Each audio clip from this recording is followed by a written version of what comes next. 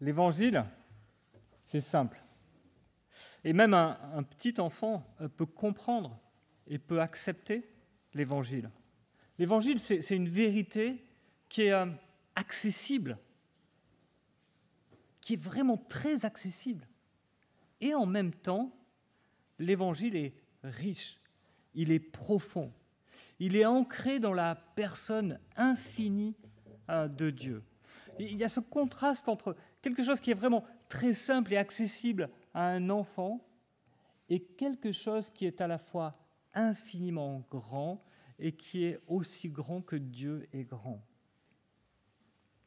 L'Évangile est simple et pourtant nous pouvons l'étudier jour après jour sans jamais en faire le tour. À quoi bon finalement prendre ce temps que nous prenons ensemble ce matin à étudier l'Évangile, si finalement un enfant peut le comprendre, l'accepter? Parce que l'Évangile est une parole de Dieu qui nous transforme. Jésus nous dit que sa parole nous sanctifie, elle nous rend semblables à lui. Il nous dit qu'elle nous libère. Pierre nous dit qu'elle nous fait grandir dans la foi. Nous croyons en Dieu, mais cette croyance peut être développée, notre confiance en Dieu peut être développée tout au long de notre vie. Lui faire confiance quand ça va et quand ça ne va pas, quand les choses ne semblent pas fonctionner comme ça devrait fonctionner. Notre confiance peut grandir en Dieu jour après jour. David dit que la parole de Dieu, que l'Évangile nous renouvelle. Il nous dit qu'il réjouit nos cœurs. Et ensemble, on attend que ça, on veut se réjouir. Nous voulons être heureux. Et nous pouvons être véritablement heureux en connaissant toujours plus l'Évangile. L'homme naturel, non régénéré, prend vie par la parole de Dieu. Et une fois devenu régénéré, il est soutenu, il est nourri par la parole de Dieu. Et ma prière, c'est que ce matin, nous soyons nourris ensemble par la parole de Dieu, que nous apprenions quelque chose de plus et que nous grandissions ensemble dans notre confiance que nous avons en Dieu. Et je vous propose de lire dans 1 Corinthiens 2, les versets 6 à 16, un texte qui nous dit que l'Évangile est la sagesse de Dieu, mystérieuse, cachée à la sagesse humaine, mais que l'Esprit nous la fait connaître. Je lis dans 1 Corinthiens, au chapitre 2, les versets 6 à 16. C'est pourtant bien une sagesse que nous enseignons parmi les hommes mûrs, mais une sagesse qui n'est pas de ce temps, ni des chefs de ce temps qui sont voués à la destruction. Non, nous annonçons la sagesse de Dieu, mystérieuse et cachée, celle que Dieu, avant tous les temps, avait préparée d'avance pour notre gloire. Cette sagesse, aucun des chefs de ce temps ne l'a connue, car s'il l'avait connue, il n'aurait pas crucifié le Seigneur de gloire. Mais comme il est écrit, ce que l'œil n'a pas vu, ce que l'oreille n'a pas entendu, ce qui n'est pas monté au cœur de l'homme, Dieu l'a préparé pour ceux qui l'aiment. Or, c'est à nous que Dieu l'a révélé par son Esprit, car l'Esprit examine tout, même les profondeurs de Dieu. En effet, qui parmi les hommes connaît les pensées de l'homme, si ce n'est l'Esprit de l'homme qui est en lui? De même, personne ne peut connaître les pensées de Dieu, si ce n'est l'Esprit de Dieu. Or, nous n'avons pas reçu l'Esprit du monde, mais l'Esprit qui vient de Dieu, afin de connaître les bienfaits que Dieu nous a donnés par sa grâce. Et nous en parlons non avec des paroles qu'enseigne la sagesse humaine, mais avec celles qu'enseigne l'Esprit Saint. Ainsi, nous employons un langage spirituel pour exprimer ce qui est spirituel. Mais l'homme naturel n'accepte pas ce qui vient de l'Esprit de Dieu, car c'est une folie pour lui. Il est même incapable de le comprendre, parce que c'est spirituellement qu'on en juge. L'homme dirigé par l'Esprit, au contraire, juge de tout et n'est lui-même jugé par personne. En effet, Qui a connu la pensée du Seigneur? Qui pourrait l'instruire? Or, nous avons reçu la pensée de Christ. L'Évangile est la sagesse de Dieu, mystérieuse et cachée à la sagesse humaine, mais l'Esprit nous l'a fait connaître. Si je remonte d'un ou deux versets avant ce texte, Paul affirme ceci. Il dit « J'ai été faible, craintif, tout tremblant chez vous. Ma parole et ma prédication ne reposaient pas sur les discours persuasifs de la sagesse humaine, mais sur une démonstration d'esprit et de puissance, afin que votre foi soit fondée non sur la sagesse des hommes, mais sur la puissance de Dieu. » La sagesse dont il parle, en fait, ce n'est pas la qualité des arguments, ce n'est pas le fait que quand il parle de l'Évangile, ce soit totalement imparable à tel point que l'on ne puisse pas y résister. La sagesse dont il parle n'est pas une sagesse qui répond à toutes les questions qui peuvent se poser. Il ne s'agit pas de savoir, finalement, de répondre à toutes les questions. Est-ce que les dinosaures ont existé? Tout savoir sur la création, savoir sur l'âge de la Terre, savoir comment fonctionnent les étoiles. Les chrétiens n'ont pas réponse à tout. Il y a plus de mystères, finalement, plus de sujets dont la Bible ne parle pas que de sujets dont la Bible parle. Il y a énormément d'inconnus, finalement, de choses que nous ne savons pas. Par contre, la Bible nous dit pourquoi nous avons besoin d'être sauvés. Elle nous dit comment nous pouvons l'être. Elle nous dit quelle est notre destinée. Et tout cela semble une folie aux yeux des hommes. Écoutez le début de notre texte. Nous annonçons la sagesse de Dieu mystérieuse, cachée, celle que Dieu, avant tous les temps, avait préparée d'avance pour sa gloire.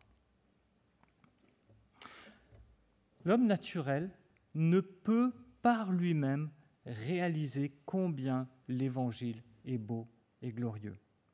Et lorsque nous lisons la Bible, nous n'avons pas la réponse à toutes nos questions, nous n'avons pas toutes les explications du monde, mais nous comprenons l'humanité dans sa beauté, l'homme fait à l'image de Dieu, mais aussi l'homme dans sa déchéance. Nous voyons comment le péché a abîmé ce monde. Nous voyons aussi la souveraineté de Dieu sur ce monde qui limite les effets du péché. Quand l'Esprit de Dieu nous touche, nous réalisons l'amour de Dieu pour nous. Nous comprenons la sagesse du plan de Dieu pour nous sauver. Une sagesse mystérieuse, cachée, une sagesse qui précède la création. Cette sagesse qui permet à Dieu de nous justifier tout en restant lui-même juste. Paul utilise souvent ce mot de mystère pour parler de l'Évangile. Mais en fait, il ne l'utilise pas comme quelque chose qui est mystérieux, qui est incompréhensible. En général, quand il utilise ce mot, c'est pour dire que quelque chose était caché et qu'il est maintenant pleinement dévoilé. Il nous dit que cet Évangile qui était dans le cœur de Dieu avant même la création est maintenant dévoilé. Nous pouvons y accéder, nous pouvons le comprendre. Il y a toutes sortes de sagesse qui parcourent le monde, toutes sortes de courants de pensée, de philosophie qui sont nés dans les siècles passés et puis encore aujourd'hui. Il y a toutes sortes de religions qui sont nées avec ce but de sauver l'homme, ou ce but de l'apaiser, ce but de lui permettre de mieux vivre avec lui-même. Et on peut comprendre cette recherche. L'homme a besoin de cette recherche. L'homme réfléchit en permanence à qui il est, et il propose sans cesse des nouvelles façons de penser, de concevoir le monde, de nous concevoir nous-mêmes. Et c'est normal que l'homme réfléchisse à cela. Depuis quelques années, la réflexion a notamment tourné, elle a beaucoup évolué autour de notre identité. De qui est-ce que nous sommes? Et puis des impacts qu'ont cette identité sur la façon dont nous nous voyons les uns les autres. Et il y a quelques années, on a commencé par exemple à se débarrasser du carcan moral qui organisait la société. Par exemple, ça a abouti à enlever la question du genre biologique sur la question du mariage. Je crois qu'on en a tous pas mal entendu parler. Et puis, les idées ont continué à évoluer, à tourner. Et puis, on s'est posé la question de se débarrasser des contraintes même biologiques que l'on pouvait avoir. Et aujourd'hui, il y a de moins en moins de monde qui sont choqués quand l'on dit une phrase telle que « je suis une femme dans un corps d'homme ». Ces réflexions ne viennent pas de nulle part. Ces réflexions révèlent de vrais problèmes d'identité, des vraies souffrances dans lesquelles les gens vivent, des gens qui se sentent prisonniers de leur identité, des gens qui se sentent prisonniers de leur genre. Ne nions pas, n'abaissons pas leur souffrance. Le problème n'est pas dans la souffrance. Le problème est dans une réflexion sans Dieu. Le problème est de rechercher des solutions en dehors de Dieu. L'homme réfléchit à comment il peut améliorer sa situation. Et il le fait souvent pour le meilleur.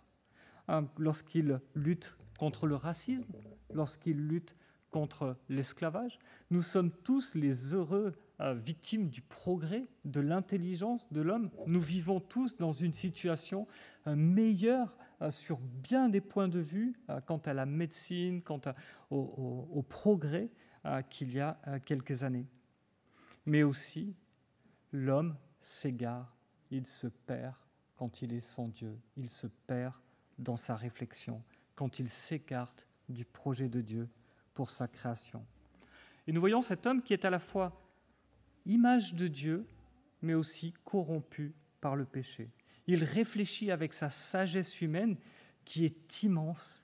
Il accumule des quantités de connaissances au travers des siècles, mais aussi d'erreurs, d'égarements, d'incompréhension, parce que la pensée du Créateur est absente. Et pourquoi elle est absente ?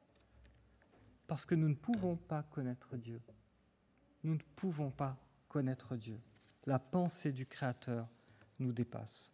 Et en fait, c'est un peu comme si, du fond de son bocal, vous voyez ce petit bocal de poisson rouge, le poisson rouge commençait à nous expliquer le monde. Il est au fond de son bocal, il voit juste la cuisine qui l'entoure, et il nous parle du monde. L'homme sans Dieu, c'est un peu ce poisson rouge dans un bocal qui explique le monde. Il a sans doute plein de choses intéressantes, plein de choses justes, mais sa vision est limitée. Il ne peut pas comprendre le monde si Dieu est absent. Le monde est bien plus grand qu'il ne lui paraît. Mais l'Évangile, lui, n'est pas une construction humaine. L'Évangile ne date pas de l'époque de Jésus-Christ, en fait. Ce n'est pas l'histoire d'un homme et de quelques disciples qui ont fondé une nouvelle religion, une religion qui serait puissante au point de bouleverser le monde. L'Évangile précède la création du monde. L'Évangile, c'est la sagesse de Dieu. Est-ce que nous réalisons cela ? Est-ce que nous réalisons que l'Évangile, ce n'est pas juste une religion qui est née avec Jésus-Christ ? L'Évangile précède la création du monde. L'Évangile, c'est la sagesse de Dieu. Un Dieu créateur dont la création se détourne de lui et qui se fait homme pour offrir sa vie sur la croix. Un Dieu qui meurt à la place de sa création pour le faire vivre par son esprit et leur accorder la vie éternelle en sa présence. Un Dieu qui a révélé son plan au travers de la rédemption d'un peuple pendant des milliers d'années. Il a démontré son plan et il l'a ensuite appliqué en Jésus-Christ. Il a accompli ce plan de rédemption en venant lui-même sur la terre, en vivant au milieu des hommes qui l'ont rejeté, en les aimant et en mourant à leur place. Seul Dieu pouvait concevoir un tel plan qui se déroule sur des milliers d'années. Seul Dieu est le maître de l'histoire. Et cette sagesse, elle part de l'éternité passée. Cette sagesse, elle connaît chaque instant, chaque parcelle de l'univers. Est-ce que nous réalisons ça? Dieu connaît chaque instant, chaque parcelle de l'univers. Cette sagesse, c'est celle de celui qui connaît chaque cheveu sur le nombre de vos têtes. Avec l'âge, ça devient de plus en plus facile en général. Elle est celle de celui qui dit qu'il n'y a pas un seul moineau qui tombe sur cette terre sans qu'il ne le sache. Vous imaginez ça? Il n'y a pas un seul moineau qui tombe sur cette terre sans qu'il ne le sache. Une sagesse qui connaît l'éternité passée et l'éternité à venir. Cette sagesse qui n'est pas une sagesse désincarnée, cette sagesse qui est la sagesse de Dieu, et c'est une sagesse qui nous connaît aussi, nous, personnellement. Si nous croyons un seul instant pouvoir comparer notre sagesse à la sienne, quelle folie! Quelle folie! Dieu est infini. Et j'aimerais qu'on réalise ça ce matin. Dieu est infiniment grand. N'oublions pas, nous sommes des poissons rouges dans un bocal. Nous n'avons rien vu de ce monde créé par Dieu. Vous savez, dans l'Épître aux Romains, Paul décrit en 11 chapitres le plan de Dieu pour sauver l'humanité pécheresse. Dans les chapitres 1, il nous dit que les païens ont péché. Ensuite, dans le chapitre 2, il nous dit que les Juifs ont péché. Ensuite, dans le chapitre 3, il nous dit que tout le monde a péché. Et voilà le constat que Paul commence à faire quand il écrit cette lettre à l'Église de Rome. Nous sommes tous pécheurs, séparés de Dieu.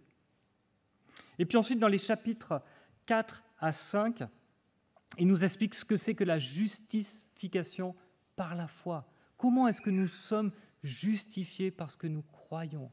Et il se sert de David et d'Abraham comme exemple, qui sont sauvés par leur foi.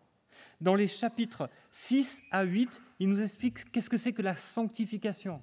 Et il nous dit d'abord que la sanctification, c'est d'être libre du péché.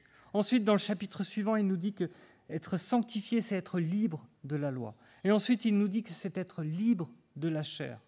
Et ensuite, dans ces chapitres 9 à 11, il fait un espèce de grand plan large et il nous montre comment Dieu est souverain sur le salut de son peuple, sur le salut d'Israël et sur le salut des païens, sur le salut de l'Église. Il nous dit que Dieu est à l'origine et il maîtrise. Il nous dit que Dieu fait ce qu'il veut, qu'il est Dieu dans le ciel et qu'il sauve son peuple. Il passe 11 chapitres à expliquer tout cela. Comment est-ce qu'il conclut ces 11 chapitres? Quel est le mot qui conclut ces chapitres? Quelle profondeur ont la richesse, la sagesse, la connaissance de Dieu? Que ses jugements sont insondables, ses voies impénétrables. En effet, qui a connu la pensée du Seigneur? Qui a été son conseiller? Qui lui a donné le premier pour être payé en retour? C'est de lui, par lui, pour lui que sont toutes choses, à lui la gloire dans tous les siècles. Vous imaginez, on a l'impression que Paul maîtrise parfaitement le plan de Dieu, qu'il a tout compris, qu'il nous explique ça en détail. Il nous montre comment Dieu a racheté son peuple.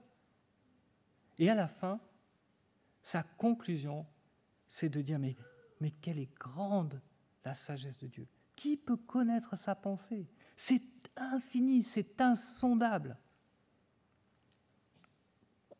Ce que j'aimerais ce matin, c'est qu'on soit juste émerveillé, qu'on prenne le temps d'être émerveillé. Notre Dieu est infiniment grand, il est infiniment sage, sa sagesse dépasse de loin la nôtre. Nous devons aussi réaliser une chose importante. Ils ne peuvent pas comprendre. Ils ne peuvent pas comprendre. Nos voisins, nos amis, nos familles, non chrétiennes. Toutes ces personnes ne peuvent pas comprendre la sagesse de Dieu. La sagesse de Dieu est inaccessible aux personnes qui ne le connaissent pas. Il y a de fortes chances que vous ayez déjà partagé l'Évangile et que vous n'ayez pas réussi à convaincre votre interlocuteur de la pertinence de votre foi. Je me souviens d'une expérience. Nous étions étudiants en première année à l'Institut biblique de Genève et nous sommes partis, nous étions une trentaine d'étudiants. Nous sommes partis dans un village à côté, je ne me rappelle plus du nom du village. Et le but, c'était de partager l'Évangile en vendant des calendriers de la bonne semence. Et on partait 2 par 2, un peu comme les témoins de Jéhovah, ce qui nous a fait souvent poser question. Et on a fait chaque binôme une trentaine de maisons dans l'après-midi et dans la soirée, ce qui fait 450-500 foyers visités ce soir-là. Et si je passe sur tous les foyers qui nous ont rapidement éconduits en nous disant tout de suite qu'ils n'étaient pas intéressés, on a quand même eu un grand nombre de discussions. Et les personnes étaient vraiment curieuses de savoir qu'est-ce qui pouvait motiver des jeunes à finalement consacrer une ou plusieurs années de leur vie à étudier la Bible. Je dis, mais vous avez 20 ans, 25 ans, mais pourquoi étudier la Bible? Pourquoi prendre 1 an, 2 ans, 3 ans, 4 ans à étudier la Bible? Et on a rencontré beaucoup de personnes qui étaient nostalgiques, finalement, d'un passé où une religion avait une certaine place dans leur vie. Nous avons parlé avec des catholiques, avec des athées, avec des musulmans, et des personnes qui n'avaient aucune idée de là où ils étaient, des curieux, des personnes qui s'ennuyaient, qui étaient contentes d'avoir un peu de distraction, des jeunes qui passaient chez eux. On a pu argumenter sur la véracité de l'Évangile, sur la véracité de la mort, de la résurrection de Jésus-Christ, sur le fait que la Bible était vraie, qu'on pouvait s'appuyer dessus. On a vendu des calendriers ce soir-là. Et puis on a fait le bilan tous ensemble. Est-ce qu'il y avait une chose qui transparaît de toutes ces conversations finalement? C'est que les personnes étaient préoccupées par leur vie présente, par leurs soucis, par leur famille, par la maladie, par leurs relations, par leurs échecs, par toute chose qui les pesait dans leur vie. Et la religion n'était pas un problème si elle pouvait les aider à mieux vivre leur vie, si elle pouvait apporter une solution concrète à leurs soucis.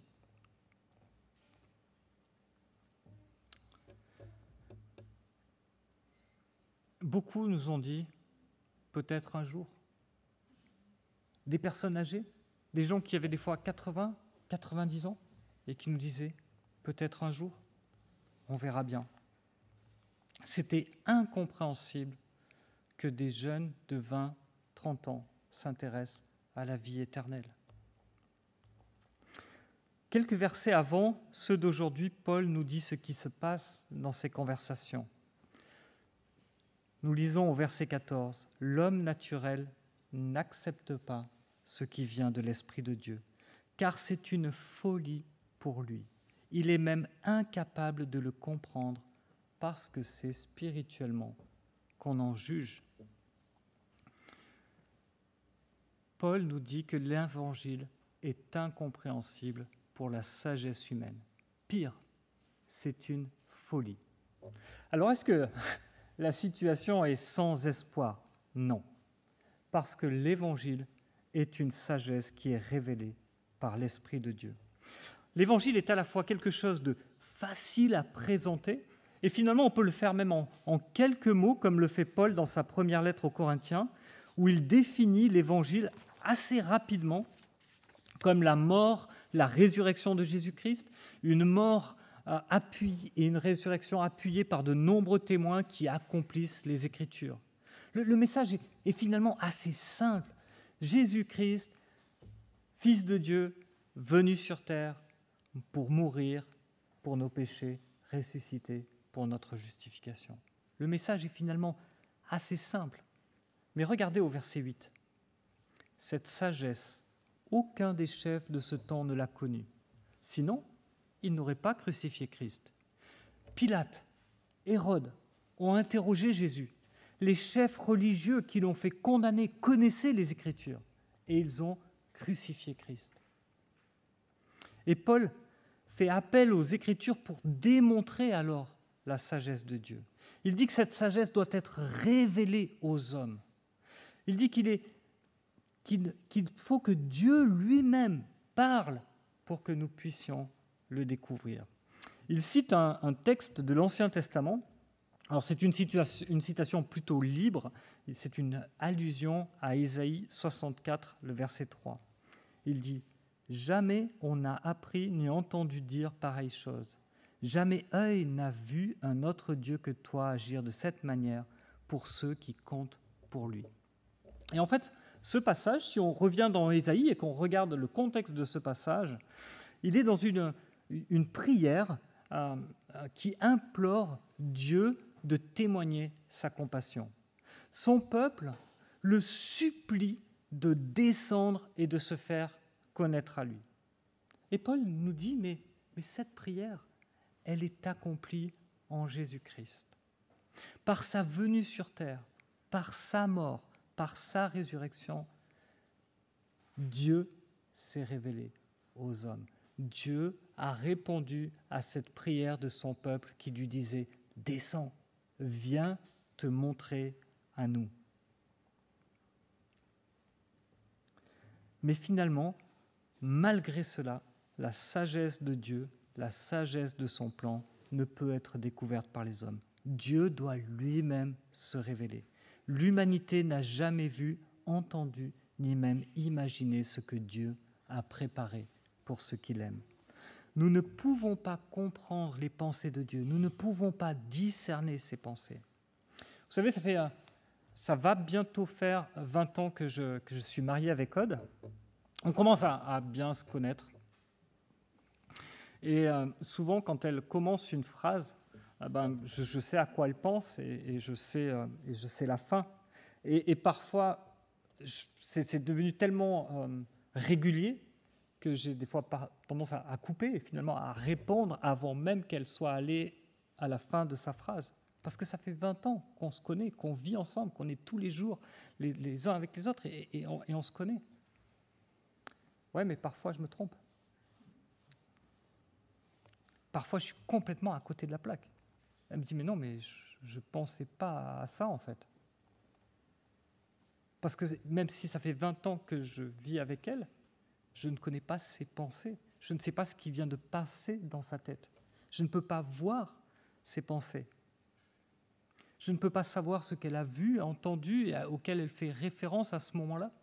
Je m'imagine que je sais, et en fait, je suis à côté de la plaque. Alors si on ne peut même pas lire les pensées de quelqu'un avec qui l'on vit depuis 20 ans, ou 30 ans, ou 40 ans, comment est-ce que l'on pourrait connaître les pensées de Dieu ? Mais Paul nous rassure. Il nous dit, l'Esprit de Dieu est Dieu, et il connaît les pensées de Dieu. L'Esprit de Dieu est Dieu, et il connaît parfaitement ses pensées. Et il nous les communique. Il nous communique la pensée de Dieu. Au verset 12, nous lisons « Or, nous n'avons pas reçu l'Esprit du monde, mais l'Esprit qui vient de Dieu, afin que nous connaissions les choses que Dieu nous a données par sa grâce. » Quelles sont les choses que Dieu nous a données par sa grâce ? À quoi est-ce qu'il fait référence ? De quoi est-ce qu'il parle ? De l'Évangile. Il parle de l'Évangile. Dieu est l'Évangile. L'Évangile est Dieu. Ce que Dieu donne, c'est l'Évangile. Sa grâce, c'est l'Évangile. C'est par l'œuvre de l'Esprit en nous que nous pouvons connaître l'Évangile. Il y a des années, quand j'étais étudiant à Grenoble, j'avais un ami très, très proche avec qui je discutais vraiment beaucoup. Et j'ai beaucoup partagé l'Évangile avec lui. C'était un jeune couple. Et on discutait beaucoup. Et il trouvait ça vraiment très intéressant. Il voyait en Jésus un modèle de moralité. Il voyait en Jésus un homme qu'il faut suivre, qu'il faut imiter. Il était convaincu que si tout le monde vivait comme Jésus, ce serait la fin de bien des soucis dans ce monde. Et vraiment, il avait une attitude humble et il essayait de vivre comme Jésus, d'aimer ses ennemis, de faire du bien à ceux qui lui font du tort. Et c'était vraiment admirable. Moi, en tant que chrétien, des fois, j'étais bluffé par la façon dont il vivait sa vie. Mais ça s'arrêtait là. Ça s'arrêtait là.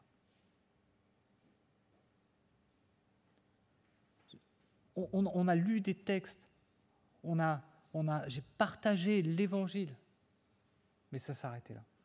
Il n'a jamais compris l'Évangile. Il a divorcé, il était informaticien, et puis du jour au lendemain, il a tout plaqué, sa femme, son métier. Il est devenu charpentier, si je me souviens bien. C'était dans l'imitation de Jésus, on va dire. Et il a disparu. Je ne sais pas ce qu'il est devenu. Ma prière, c'est que ce qu'il a entendu de l'Évangile, l'Esprit de Dieu puisse s'en servir pour régénérer son cœur. Que cet Évangile qu'il a entendu se dévoile d'une manière nouvelle par l'Esprit de Dieu.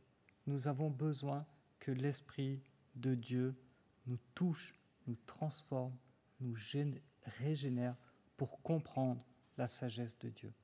La sagesse de Dieu est inaccessible aux hommes non régénérés. L'Esprit Saint prend les Écritures, il les applique à nos vies, à nos cœurs. Il nous montre la souveraineté de Dieu sur ce monde, la souveraineté de Dieu dans nos vies. Il nous rend témoignage de Jésus-Christ. Il nous montre notre besoin d'être sauvés. Nous ne pouvons venir à Dieu sans le secours de son Esprit. Est-ce que cela vous décourage ? Non, ça ne devrait pas. C'est le contraire. Parce que cela nous dit que la puissance n'est pas dans le messager, mais dans le message. La puissance n'est pas dans le messager, mais dans le message. C'est Dieu qui œuvre pour ouvrir les cœurs. Quand nous annonçons l'Évangile, c'est Dieu lui-même qui ouvre les cœurs à sa parole. Nous ne sommes pas responsables de la conversion des personnes. Nous ne pouvons nous-mêmes convertir personne. C'est Dieu qui le fait. À chaque fois que nous présentons l'Évangile, Dieu peut se servir de nos mots pour se faire connaître et donner une vie nouvelle, une vie éternelle. À chaque fois que nous avons l'occasion de dire quelque chose de Dieu, même si ce n'est pas grand-chose, prions pour que Dieu utilise ce que nous disons pour se révéler lui-même par son Esprit. Et c'est encourageant parce que la puissance n'est pas dans le messager, elle est dans le message. Dieu se révèle lui-même par son Esprit. Je ne suis pas en train de dire que l'Évangile est inexplicable ou qu'il n'est pas raisonnable. Au contraire, Paul s'est battu contre le gnosticisme qui prônait une espèce de connaissance inexplicable que l'on ne pouvait acquérir que par des révélations, une connaissance particulière. L'Évangile est simple. Un enfant même peut le comprendre. Mais Dieu doit intervenir dans les cœurs. Les non-chrétiens sont spirituellement morts. Ils ont besoin d'être régénérés par l'Évangile pour en saisir la portée, pour réaliser la profondeur de la sagesse de l'Évangile. Si vous n'avez jamais vu ce matin la profondeur de la sagesse de l'Évangile, si vous êtes comme ce Jean Gabriel que je connaissais à l'époque, qui a entendu parler de l'Évangile, qui connaît l'histoire de Jésus, mais qui ne l'a pas réalisé pour lui, priez que Dieu vous éclaire par son Esprit. Troisième chose, l'Évangile, c'est la pensée de Christ qui nous habite. Jonathan Edwards disait ceci: « Lorsque les hommes se convertissent, ils sont appelés, pour ainsi dire, à passer d'une région à une autre, d'un lieu de ténèbres à celui de la lumière. Leur conversion les amène à voir des réalités spirituelles, ces choses dont ils pouvaient autrefois uniquement entendre parler et qu'ils sont maintenant à même de percevoir. Ils voient Dieu, Christ, le péché, la sainteté. Ils remarquent la voie du salut, le monde spirituel invisible, le bonheur de prendre plaisir en Dieu, de jouir de sa faveur, ainsi que de l'aspect terrible que revêt sa colère. Ils sont dorénavant assurés de l'existence de Dieu, mais d'une toute autre manière qu'ils n'ont pu le concevoir auparavant. Ce n'est pas par le raisonnement qu'ils obtiennent la confirmation de ces vérités. Ils sont convaincus de leur existence parce qu'ils la constatent.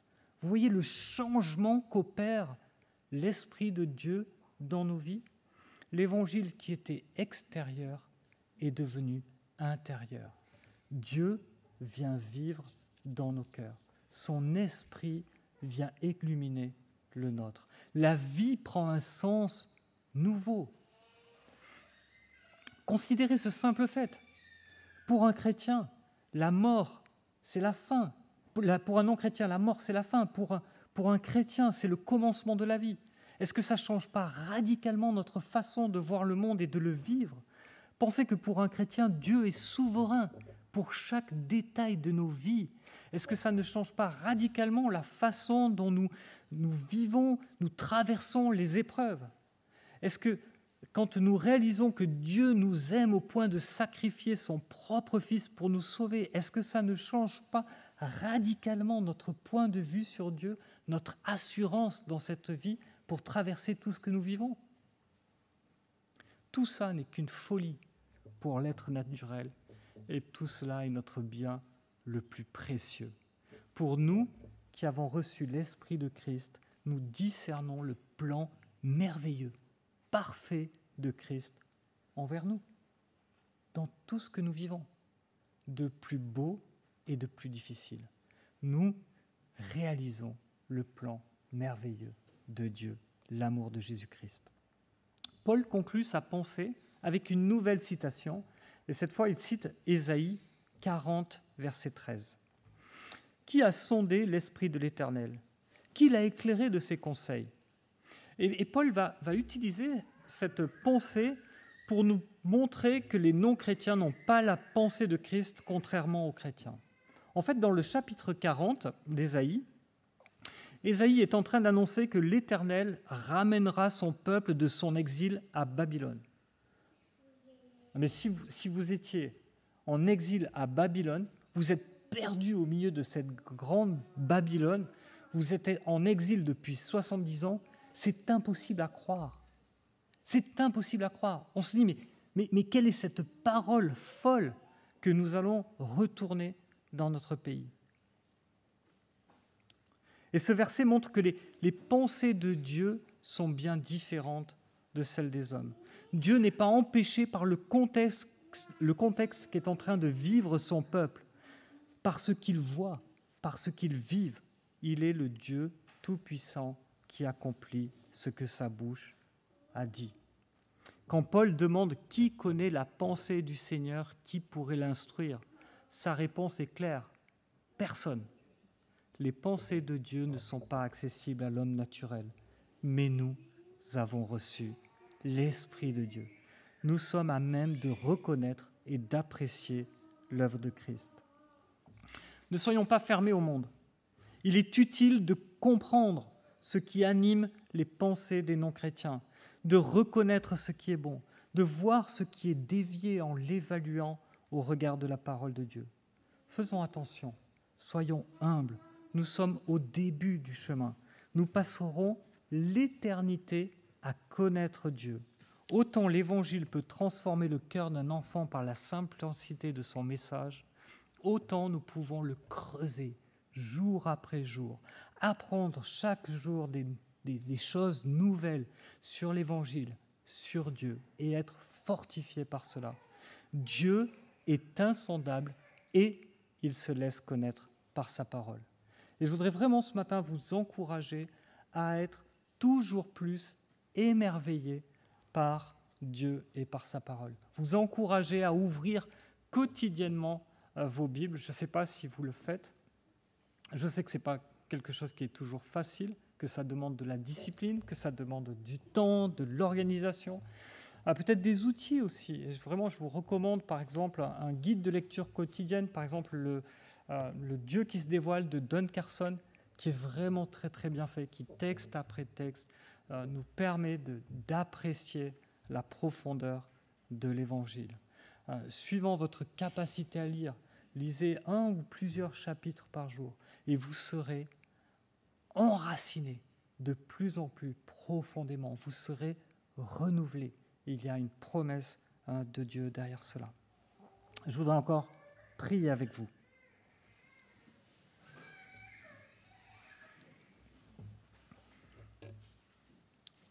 Notre Dieu, notre Père, nous voulons te remercier pour l'Évangile. Nous voulons te remercier parce que c'est à la fois une vérité assez simple que nous pouvons expliquer, que nous pouvons présenter à ceux qui nous entourent, sachant que la puissance ne vient pas de ce que nous disons, ce n'est pas par la qualité de nos raisonnements que nous allons convertir les cœurs, mais sachant que ton esprit utilise nos mots, nos pensées pour se révéler. N'hésitons pas à partager ta parole, sachant que toi, tu veux encore aujourd'hui sauver. C'est encore le temps de la grâce, c'est encore le temps où tu te révèles.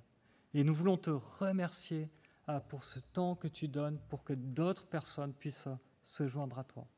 Et pour nous-mêmes qui t'avons donné nos vies, qui avons choisi de te suivre, nous voulons aussi te remercier pour ta parole, parce qu'elle nous fait grandir en confiance envers toi, parce qu'elle éclaire nos vies, parce qu'elle nous aide à voir ton amour dans les situations peut-être plus sombres que nous vivons, dans les temps plus difficiles, parce qu'elle nous donne une espérance sûre et certaine qu'un jour nous serons avec toi, là où il n'y a plus ni larmes, ni pleurs, ni rien de semblable, qu'un jour nous serons éternellement heureux en ta présence, qu'un jour nous te verrons face à face. Aujourd'hui, nous voyons comme à travers un verre obscurément, mais un jour, nous verrons ta gloire. Mieux que cela, nous serons glorifiés avec toi. Et cette pensée nous est assez inaccessible aujourd'hui, mais nous voulons y croire par la foi que l'éternité est la chose la plus merveilleuse dans tout le plan que tu as conçu. Nous voulons nous réjouir par avance. Nous voulons proclamer cette merveille de ton plan à ceux qui ne te connaissent pas. Donne-nous d'être des témoins fidèles de ta parole et de grandir dans ta parole. Au nom de Jésus-Christ. Amen.